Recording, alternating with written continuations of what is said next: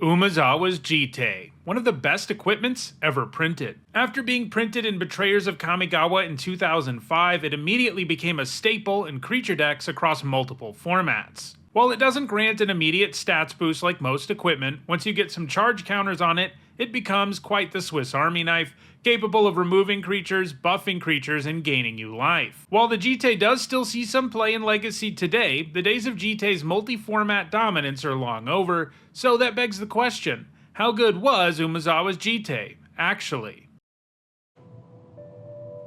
This video is sponsored by Card Kingdom. Use the links in the description to visit their store.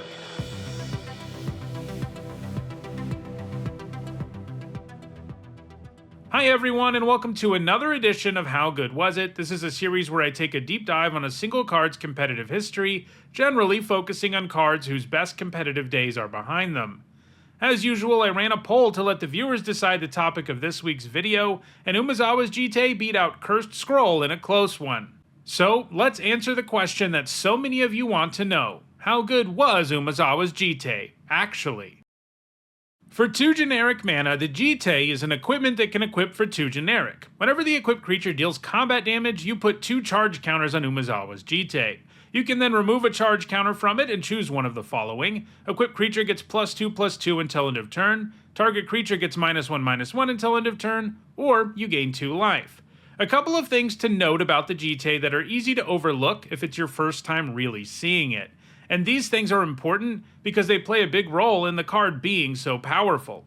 First, you get charge counters when the creature does combat damage to anything, not just the opponent as we often see on similar cards. This means if you turn a creature sideways that has the Jitte on it, it's going to get those counters unless your opponent kills it before damage. It also means that just attacking into an equipped creature that chump blocks often feels like a losing proposition. Second, the Jitte does not have to be equipped to use its abilities.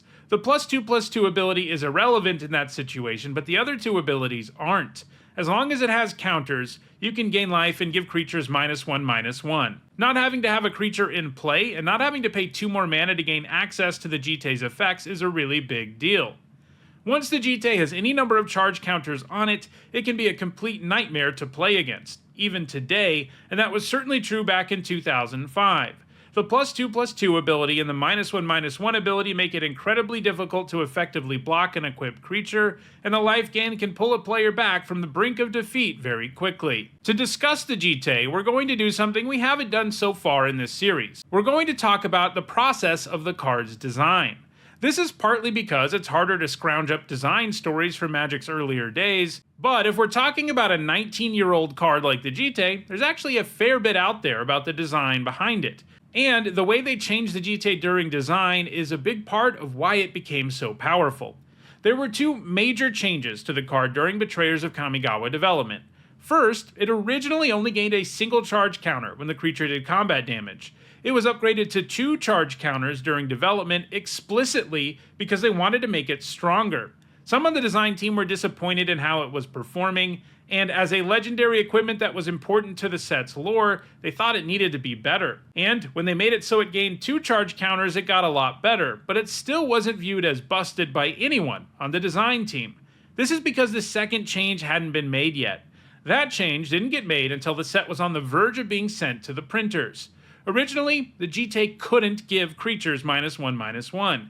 Instead of that ability, you could remove a charge counter and generate 2 black mana.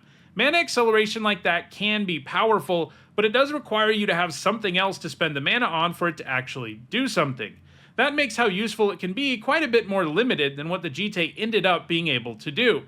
At the last minute, the rules people at Wizards of the Coast noted that the Jitte didn't actually work within the game's rules. This is because you couldn't have a modal ability that had choices that resolved differently. Specifically, a mana ability doesn't use the stack while the other 2 abilities do, so they couldn't print it with that ability. Now the design team had to come up with a replacement effect, and they wanted it to be one that still felt black aligned, since Toshiro Umezawa is a black card. In the end, they came up with the -1/-1 ability, but they never playtested it, and it turns out allowing an equipment to remove creatures was way too good as that 3rd ability. However, this power wasn't immediately evident to players at the time who were initially quite impressed with the card, which makes it harder to fault the designers for their mistake. Sure, they could have given it an obviously bad third ability just to be careful, but that's exactly what happened with Archangel's Light, and that's a card we Magic players constantly complain about.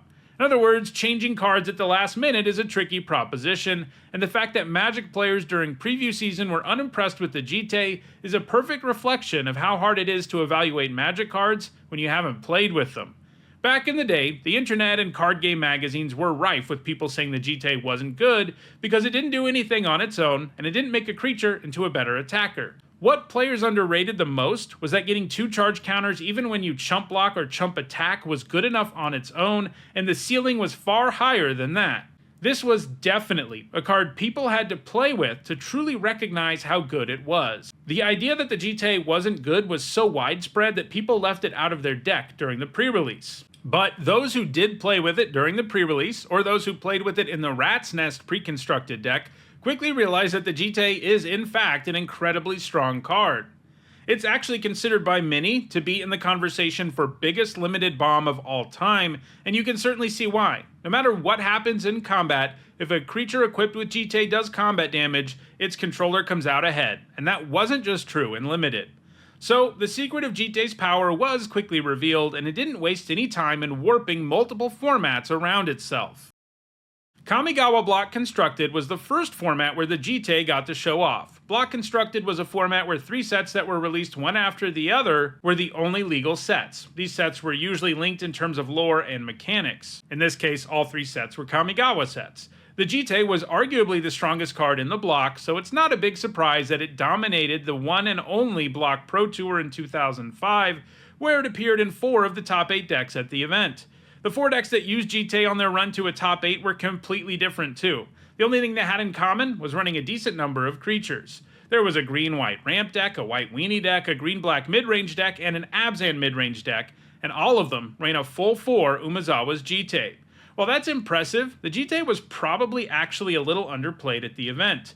There were really only 2 successful decks at this event, those running the Jitte, and those looking to abuse Gifts Ungiven. But I think if the Gifts players could have the event back, they'd probably run some Jittes too.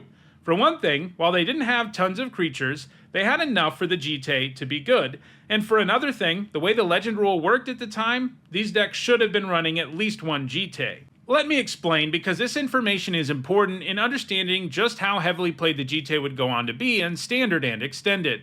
With today's Legend rule, you only run into trouble if one player controls more than 1 legendary permanent with the same name, and if that happens, you have to choose one of those legendary permanents to stay in play, and the other goes to the graveyard. But during the days of Kamigawa, there was a new at the time Legend rule. Before this, if there was a legendary permanent in play with the same name as one in your hand, you just couldn't play it. Full stop, whether it was yours or your opponent's. Kamigawa was a legendary heavy set, and they decided that was a bit too oppressive, so they changed it. Now, if there were 2 legendary permanents in play with the same name, both went to the graveyard. In other words, Umezawa's Jitte was a removal spell for Umezawa's Jitte. This would ultimately lead to the Jitte being even more widespread than it would otherwise have been in Standard. Umezawa's Jitte continued to show up in all kinds of creature decks in Standard between 2005 and 2006. These decks didn't have any sort of special synergy with the Jitte apart from, having a bunch of creatures to equip it to, so we don't need to go deep on the deck lists or anything, but suffice it to say it was the most heavily played card in the Standard of 2005 and 2006, and its 2 most dominant showings came at the 2005 World Championship and Pro Tour Honolulu in 2006. At both events, 5 of the top 8 decks were Jitte decks. And at this point, it was pretty clear that Umezawa's Jitte was a problem. Part of the problem was that the Jitte made the format really homogeneous. Because it was colorless, you were basically forced to play the card if you were a creature deck. There's actually a more recent 2-mana artifact that had the same kind of impact on Standard. I'm talking about Smuggler's Copter. Like the Jitte, it was colorless and it needed creatures to do its thing, so it forced players into playing lots of creature decks, and if you chose that route, you had to have the Copter. So if you weren't around for the days of Jitte dominance, but were around for Smuggler's Copter Standard, you have some idea of what things were like while Jitte was around in Standard. Except the Jitte was even more format warping than the Copter was. This is because of the fact that it could very easily pick off 1 toughness creatures, and this made it so you couldn't really play X1s in the format, especially those that cost more than 1 mana. but had the same level of dominance in Extended between 2005 and 2010. Extended was a rotating format like Standard, but it contained many more sets than Standard since it included cards from the last several years. For example, the Jitte was legal in the format for 5 years. And while it was legal there, it was showing up in decks as diverse as the Countertop Control deck, Zoo Aggro, and Life from the Loam value decks. One card that the Jitte paired really well with in Extended was Bitter Blossom. This powerful enchantment turns out a 1/1 flyer every turn, so even decks that don't have all that many creatures, like the aforementioned Loam decks, had an endless supply of bodies to attach the Jitte to. Furthermore, the Jitte's ability to gain life could keep you from losing too much life, even if you had multiple Bitter Blossoms in play. Ultimately, the only thing that brought an end to Jitte's success in Extended was rotation, which came about in July of 2010. Remarkably, despite dominating Block, Standard, and Extended so thoroughly, the Jitte managed to avoid getting banned in any format, much to the chagrin of many players at the time. However, when they retired Extended in 2011 and replaced it with the new Modern format, the Jitte did get preemptively banned there. This is because they were worried that its presence in the format would warp Modern too, and indeed, if Umezawa's Jitte had been legal in Modern, especially back in 2011, it's a safe bet that the format would look just like it did in Block, Standard, and Extended, with every single creature deck running Umezawa's Jitte. It remains banned in Modern even now, and while there are some who advocate for it to be unbanned, and I think there are some merit in those arguments, I do think it's safe to say that it would see play in Modern if it were legal there. However, we're still not done discussing Umezawa's Jitte's successes, because even the Eternal formats weren't safe from this powerful equipment. In both Legacy and Vintage, the Jitte has virtually always seen play alongside Stoneforge Mystic. This powerful 2-drop allows you to tutor up any equipment in your deck. As a result, these decks often run a variety of singleton equipments to search up depending on a situation, and the Jitte was a great one to search up when you had a good attack. Because even in the Eternal formats, all of those charge counters are a huge problem for your opponent. The Jitte was a very heavily played card in Stoneforge Mystic decks in Vintage between 2013 and 2017, and in Legacy between about 2010 and 2019. Additionally, of all the cards we've looked at so far in this series, the Jitte is by far the most relevant today.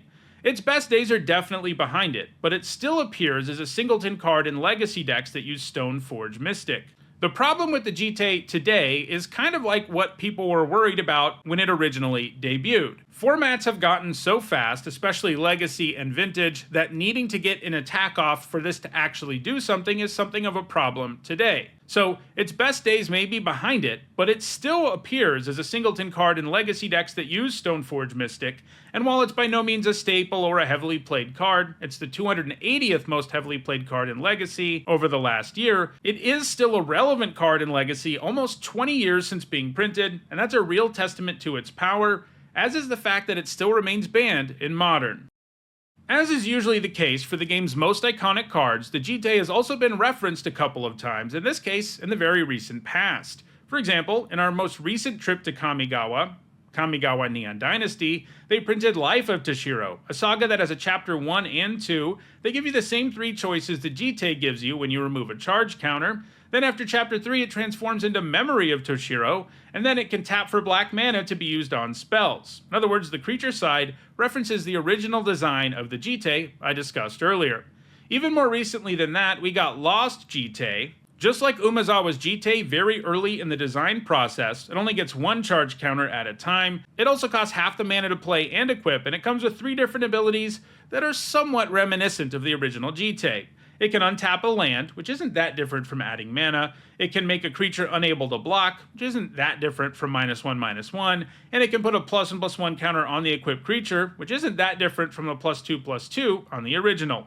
Neither of these cards has had a huge impact on 60-card formats, but they do both see some play, and they are super powered down versions of Umezawa's Jitte. So now that we've heard the narrative of Umezawa's Jitte's 60-card format dominance and talked about its legacy, let's close things out with a look at the numbers, as getting a look at those is a great punctuation mark for discussing how good was Umezawa's Jitte, actually. And these numbers are the most ridiculous ones we've seen in this series so far. Umezawa's Jitte has achieved 11 World Championship top 8s, including 1 win, 29 Pro Tour top 8s with 4 wins, and 128 Regional or Grand Prix top 8s.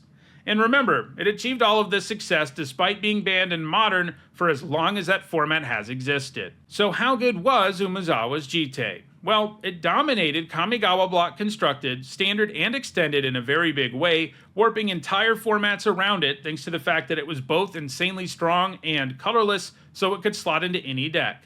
It was such a problem in those formats that they ultimately decided to keep it out of Modern. It's also been good enough to be a Stoneforge Mystic target in Legacy, something that hasn't entirely come to an end, even today. So that's the competitive history of Umezawa's Jitte. If you want your own copy of this powerful equipment, check out the description where you can find a direct Card Kingdom link for each card that appeared in the video. If you want to make sure you catch future videos, don't forget to subscribe, and if you want to catch up on other episodes of this series or other videos about Magic the Gathering history, you should see some playlists on your screen shortly. Thanks for watching.